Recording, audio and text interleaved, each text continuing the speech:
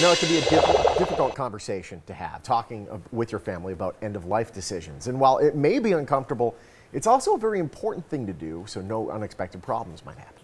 Joining us now on how to open up that conversation from P3 Medical Group is nurse practitioner Tanya Walker. Tanya, welcome to the show. Hi, Tanya. Thank you. I was glad to be here. Glad to have you. Good to have you. Well, we said it right there in the opening. I mean, this can be a bit of an uncomfortable conversation. We're talking about, for me, it would be having that conversation with my mother, with my aunts and uncles, you know, talking about end of life, but really it's about making sure that you honor other people's wishes, right? Yes, of course, yes.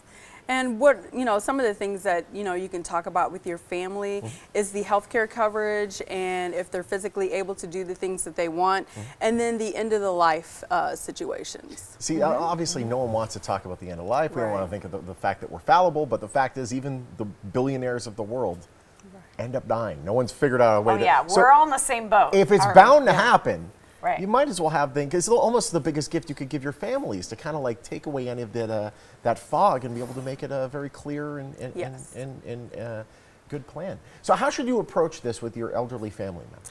Well, you should approach it in a more sensible and respectful way so they will understand and learn about their end of life issues. And you can sit down and talk with them at the family.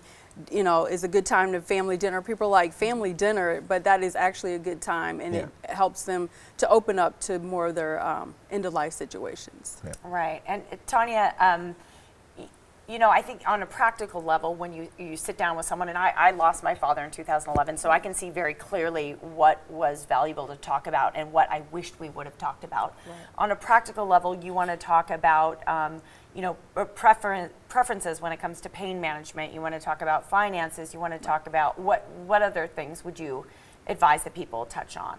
Well, you want to talk about the Medicare and A and B Advantage, Medicare Advantage, and it's Part A and B, and the enrollment is until December 7th.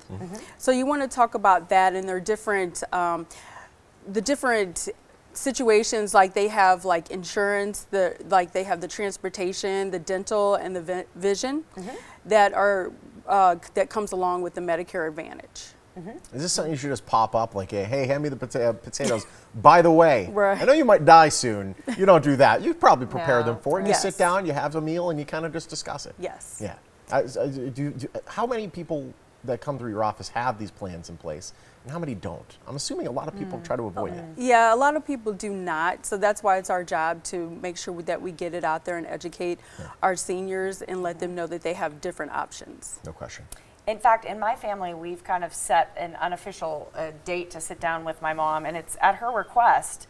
And you know, it just, we fully intend that my mom's going to live to like 102, but let's sit down, all my siblings and her, and just talk about some things and get it out of the way, almost, right? That conversation. Yes. Yeah. So you just want to make sure that you know, the lighting in their house, you know, is sufficient. Move furniture around to make sure they can get around easily and prevent falls. So now you're talking about just the safety of your parent or a loved one, older loved one. What else would you advise in terms of safety? And safety, making sure that, you know, that their medications and all that is properly taken care of. And you want to make sure that someone is overseeing them if they're not sure about their medications. Yeah, no question.